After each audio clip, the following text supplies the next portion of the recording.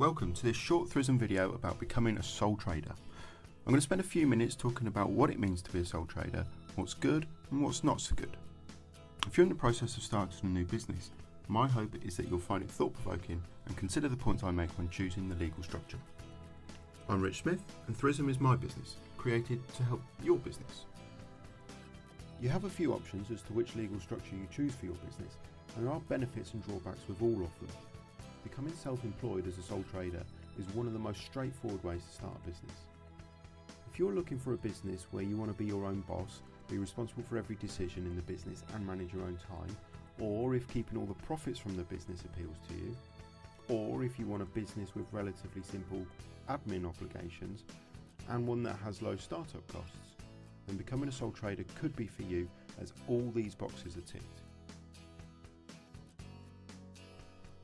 Getting started with your business is really easy.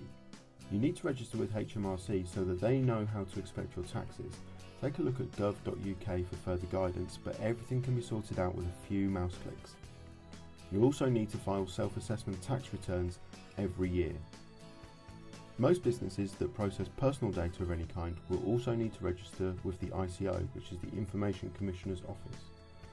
For the vast majority of businesses, that fee is currently £40 per year. Go to ico.org.uk for more details. You may also need some additional licences and to register with third-party bodies that are applicable to your particular industry. Gov.uk can help you identify these requirements too. When it comes to keeping track of your money, there are several good reasons why you should keep on top of your financial records, not least because you will have to submit a tax return every year. There is no prescribed way to keep records as a sole trader, other than they must be accurate and kept up to date. You can keep your records digitally or on paper, the choice is yours, but you will need to keep them for 6 years. You will also need to make provision for paying national insurance contributions to ensure that you're entitled to certain state benefits. Now, there are varying levels of complexity when it comes to accounting and bookkeeping. Generally, the bigger and more complex your business, the more complicated the accounting side of things get. As a sole trader, your accounting will be at the easier end of the scale, but it still needs to be done correctly. In its most basic sense, you'll tell HMRC how much income you've generated from your business and any other sources, and how much your allowable expenses have been. Then, whatever is left is subject to income tax. I've got a whole host of videos lined up to explain all of this and more in the near future, so hit subscribe to keep up to date. Being a sole trader might not be all plain sailing though, and there are some aspects of being self-employed that you should consider carefully before committing to your new venture. One of the appeals of being self-employed, and something that many entrepreneurs aspire to, is the ability to be able to make whatever decisions you like and work whatever hours you like. When you're on your own, you can do this, but realistically, the business can only grow to the maximum of what you can achieve yourself unless you employ other people. Employing other people brings with it a raft of further responsibilities, often resulting in having to make some compromises to that do what you want when you want lifestyle. By continuing on your own, your workload will be high, and it won't be just doing the things that you got into business to do in the first place. The bookkeeping needs doing, you'll have to have a marketing strategy, and you'll need to manage your own IT requirement amongst other tasks that don't generate income of their own. Of course, you can outsource all of these essential elements at a price, but in the early days when money is likely to be tight, you'll need to know a bit about a lot. Another issue you should be prepared for is that many lone entrepreneurs can experience loneliness working on their own, often under pressure.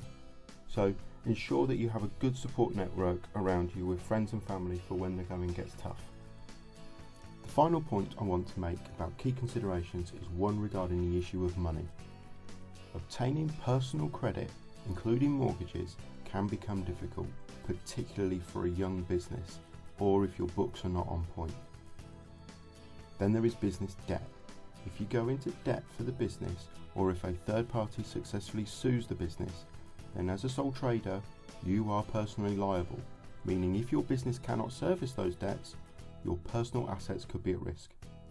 This can include your personal savings, your car, or even your family home.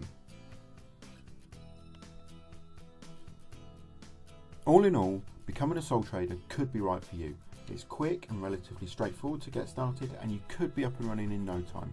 But you are personally liable for the debts incurred by the business, and if you don't have much money in the beginning, you'll need to be prepared to put in some long hours learning lots of new skills if you're going to make the business a long-term sustainable success. Take some time to weigh up the benefits and the risks before making a decision whether it's right for you or not.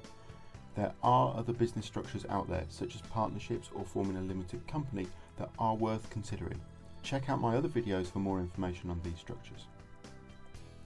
In the meantime, good luck in your venture. Subscribe to the channel to keep up to date with all the videos, give it a thumbs up if you like it, and get involved by commenting below. Don't forget to follow us across social media too for loads of business hints, tips and support. I'm Rich Smith, this has been a Thrism video. Thanks for watching.